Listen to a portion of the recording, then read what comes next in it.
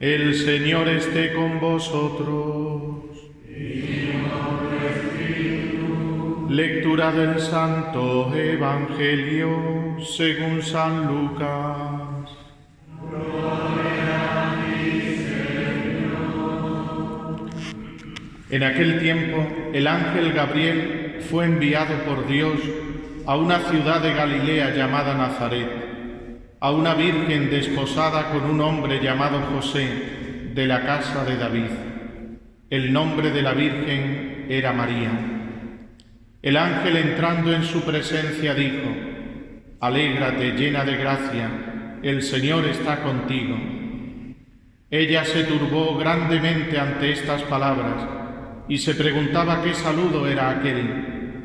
El ángel le dijo: No temas, María, porque has encontrado gracia ante Dios. Concebirás en tu vientre y darás a luz un hijo y le pondrás por nombre Jesús. Será grande, se llamará Hijo del Altísimo. El Señor Dios le dará el trono de David, su padre. Reinará sobre la casa de Jacob para siempre y su reino no tendrá fin. Y María dijo al ángel: ¿Cómo será eso? Pues no conozco varón. El ángel le contestó: El Espíritu Santo vendrá sobre ti, y la fuerza del Altísimo te cubrirá con su sombra. Por eso el santo que va a nacer será llamado Hijo de Dios. También tu pariente Isabel ha concebido un hijo en su vejez, y ya está de 6 meses la que llamaban estéril, porque para Dios nada hay imposible. María contestó: He aquí la esclava del Señor, hágase en mí según tu palabra. Y el ángel se retiró. Palabra del Señor. Gloria a ti, Señor Jesús.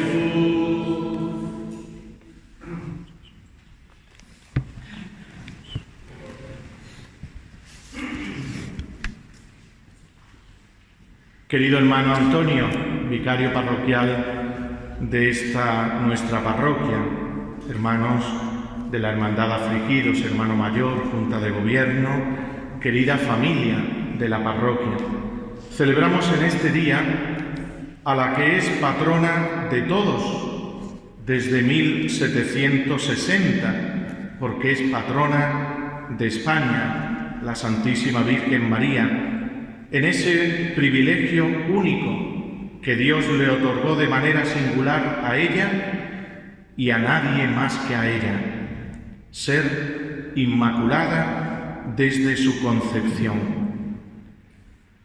Aclaremos desde el comienzo que estamos celebrando la Inmaculada Concepción de la Virgen, no es la Inmaculada Concepción de Jesús. Jesús, por supuesto, fue concebido de manera inmaculada y además milagrosa, y lo celebramos el 25 de marzo. En este día, fiesta de la Encarnación del Señor, lo que celebramos es la concepción de Cristo. Hoy celebramos la concepción inmaculada de María, es decir, que el acto por el cual ella fue engendrada de sus padres, que según la tradición se llamaban Joaquín y Ana, en ese acto hubo una particular intervención de Dios, dándose esas 2 notas características que precisamente la oración colecta destaca en este día. La primera, que se trata de preparar en María una digna morada para el Hijo de Dios. Y la segunda, que María ha recibido esa bendición no simplemente para sí misma, sino que la ha recibido en razón de los méritos de Jesucristo. Es decir, la gracia de Cristo preparó a María para que fuera morada de Cristo. Por eso, esta fiesta de María, en pleno Adviento, nos invita a cada uno de nosotros a preparar también con toda nuestra vida a Cristo una digna morada. Sí, hermanos, Cristo viene a habitar en nosotros por la acción de su gracia y quiere comunicarnos los frutos de su presencia divina, su santidad, su bondad, su mansedumbre, su compasión, su misericordia. Pero para que todo esto se haga realidad en nosotros, se necesita la fe y el rechazo de todo pecado. No puede convivir al mismo tiempo en el alma gracia y pecado. O somos del Señor o somos del príncipe de este mundo, Satanás, dado que, como nos dice Jesús mismo en el Evangelio, no podemos servir a Dios y al dinero. Es decir, o tenemos como Señor de nuestra vida a Dios, o dejamos cuanto somos al demonio. Nosotros queremos ser de Dios, y para ser de verdad de Dios, no podemos fijar la mirada en ninguna otra criatura humana que en María. Por eso la mirada que depositamos en ella no es una mirada devocional, es decir, que despierte nuestros mejores sentimientos, sino que es una mirada esencial. La Virgen María en la vida del cristiano no es una devoción que puede estar o puede no estar, sino que sin María no existe verdaderamente vida cristiana. Qué bien supo expresarlo el siempre querido San Juan Pablo II, cuando nos decía que no se puede ser cristiano sin ser mariano. Pues bien, la Iglesia nos invita en este día a fijar nuestra mirada en la Inmaculada Concepción de María, para que seamos más y mejores cristianos. Felicito pues al hermano mayor de nuestra hermandad y a quien ha tenido esta inspiración a la hora de elaborar el cartel de este año, poniendo como lema para esta fiesta una mirada, un beso. Una mirada, sí, pero con esta profundidad. No solo una mirada que despierta ese fervorín de los sentimientos religiosos, tantas veces superficial, no porque sea falso, sino porque queda precisamente en la superficie de la vida cristiana, y a la primera contrariedad, oposición, humillación, persecución vivida por Cristo, podemos decir que creíamos tener fe y por ser superficial esa fe se va al traste. No es la mirada que un cristiano esa debe dirigir a su madre, la Virgen, sino una mirada que conlleva una identificación, una imitación de nuestro ser hijos con el ser de nuestra Madre del Cielo. Y junto a la mirada, un beso. Pero ya sabemos que hay besos que expresan el amor auténtico y besos que, aunque por fuera puedan manifestar amor, sin embargo, sabemos que a veces son una traición, una hipocresía, una infidelidad, como el beso que el mismo Jesús recibió de uno de sus apóstoles, Judas, en el momento del prendimiento. Por tanto, hermanos, así como el que quiera conocer a un artista tiene que mirar las obras de ese artista, y especialmente aquellas obras más perfectas, más bellas, así el que quiera conocer qué es lo que hace Jesús y quién es Jesús, ha de mirar a María. El que quiera conocer qué es el Evangelio, ha de mirar a María. El que quiera saber cómo obra Dios y qué quiere hacer y cómo quiere actuar en nosotros, hemos de mirar a María, pues en ella, en María Inmaculada, se encuentra la obra perfecta de Dios.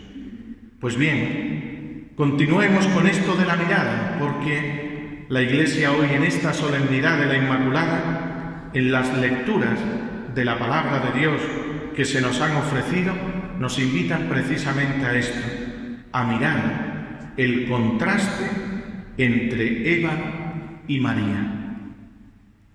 En la primera lectura del libro del Génesis hemos escuchado cómo Eva es engañada por un ángel caído, un ángel astuto, pero un ángel que es enemigo. María es saludada y evangelizada por otro ángel, un ángel fiel a Dios que trae la buena noticia. El ángel caído, el del Génesis, trae la pésima noticia. El ángel del Evangelio, el ángel santo, el ángel Gabriel, trae la bendita noticia de la salvación. Dice Eva en el texto del Génesis que hemos escuchado en la primera lectura: la serpiente me engañó y comí. Ese engaño, hermanos, de la serpiente, conviene conocerlo bien, porque esa serpiente sigue actuando hoy, y sigue engañando hoy, y sigue atacando hoy, en primer lugar, a la mujer. ¿Y sabéis por qué el demonio ataca a la mujer? Porque la mujer es la fuente de la vida. Por eso, hermanos, los que hoy quieren atacar la vida humana, a la primera que atacan es a la mujer. ¿Qué es lo que le dijo la serpiente a Eva? Lo primero que hizo fue calumniar a Dios. Quiso presentar a Dios como enemigo de la felicidad de Eva y de la raza que iba a nacer de ella. Este es el engaño de la serpiente entonces y el engaño de la serpiente ahora. Presentar a Dios como enemigo de la felicidad humana. Presentar a Dios como un obstáculo de mi felicidad. La ley de Dios como un obstáculo en mi prosperidad, en mi crecimiento, en mi éxito. La ley de Dios que me estorba, los mandamientos de Dios que me estorban, la voluntad de Dios que entra en conflicto con mi voluntad. Cuando las cosas se presentan así, la decisión que uno desgraciadamente toma es dejar a Dios de lado y seguir el camino de lo que uno cree que es la propia felicidad, mi propio plan. El engaño de la serpiente es presentar una alternativa falsa. O sigues a Dios o sigues el camino de felicidad, de disfrute, de prosperidad. Escoge. Esta falsa alternativa es la que le llevó a Eva a desobedecer. Reconozcamos, hermanos, que ese engaño sigue hoy vigente. Cuando una persona siente que su honradez no le ha servido para nada, no ha podido salir de pobre porque no ha podido salir de honrado. Cuando la honradez es un estorbo, cuando una persona, por ejemplo, quiere ser fiel a Dios y es ridiculizada, cuando una persona quiere amar a Dios y quiere vivir la pureza, entonces se encuentra sin amor, sin afecto, porque el afecto que se le ofrece es a costa, tantas veces, de vender su cuerpo. Y entonces, ¿esa persona qué siente? Pues siente la alternativa. O soy fiel a Dios y sigo sin afecto, sin amigos, o me aparto de la religión, dicen la religión opresora, dictatorial, y encuentro amigos y cariño. Este es el engaño de la serpiente. Y esto, hermanos, lo sienten muchos de nuestros jóvenes que están en nuestros colegios e institutos. Y es ahí donde principalmente pierden primero la práctica de la fe y luego la fe misma. Si vivo la fe, si practico los sacramentos, entonces soy un ridículo. Por tanto, para no quedarme aislado, para no ser un ridículo, para no perder mis amistades, ¿qué hacen? Desobedezco a Dios y me aparto de Él. Esto lo experimentan hoy muchos de nuestros jóvenes, que es el engaño de la serpiente que sigue vivo. Pero es que esto mismo, hermanos, no le ocurre solo a nuestros jóvenes, sino también a muchos de nosotros, que hemos pasado quizás esta época de la vida, como es la juventud, y estamos en esta época de la adultez, cuando uno se encuentra muchas veces en esta alternativa. O perdono a esta persona que me ha hecho tanto daño, y lo perdono porque Dios me lo dice en su palabra, no porque lo merezca, o guardo resentimientos contra esa persona. Si perdono, aparezco como un tonto a los ojos de este mundo. Si no perdono y guardo resentimientos, entonces sigue primando mi voluntad. Entonces, no caer en el engaño de la serpiente es creer en la propuesta de Dios.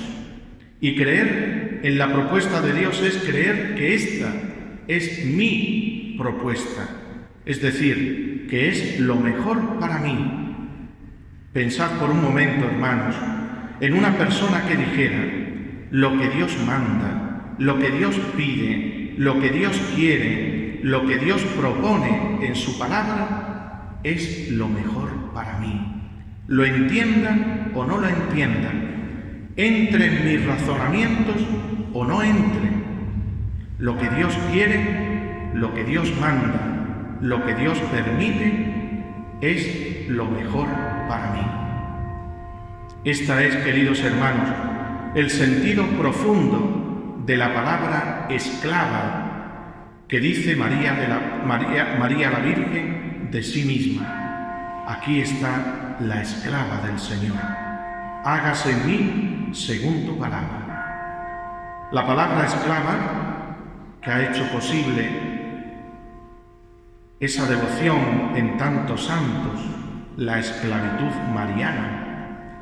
Esa palabra esclava quiere decir que la persona, más allá de sus razones, más allá de sus planes, de su imaginación, es capaz de tomar eso y ponerlo delante de Dios y decir: entienda yo o no entienda, entre en mi cabeza o no entre, lo primero, Dios.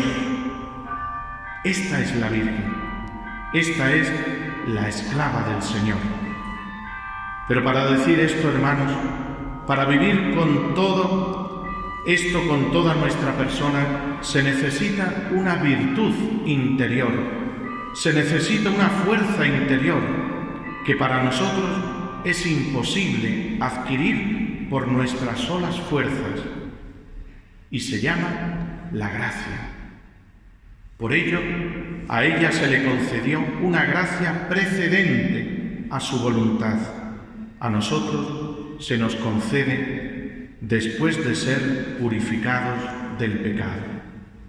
Esta gracia le concede el Espíritu Santo, y es el mismo Espíritu que actuó en María el que actúa en nosotros, a ella previniéndole de caer en el pecado, a nosotros una vez caída.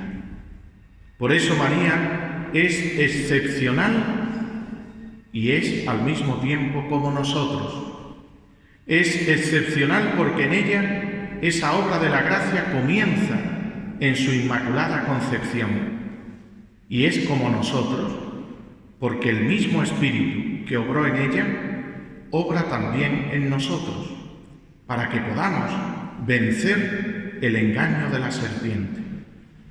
Continuemos, hermanos, la celebración de esta Eucaristía y pidámosle al Señor, por intercesión de María Inmaculada, que nos conceda el aprecio por vivir no solo en gracia, sino sobre todo de la gracia de Dios en todas las situaciones de nuestra vida.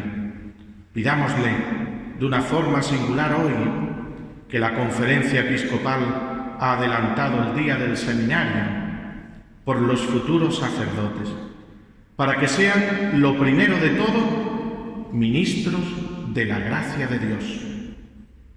Antes de ser solidarios, antes de ser muy comprometidos en lo social, que a tantos se les llena la boca, lo primero de todo, ser ministros de la gracia, acercando a muchos a Dios y haciendo que Dios esté en la vida de muchos.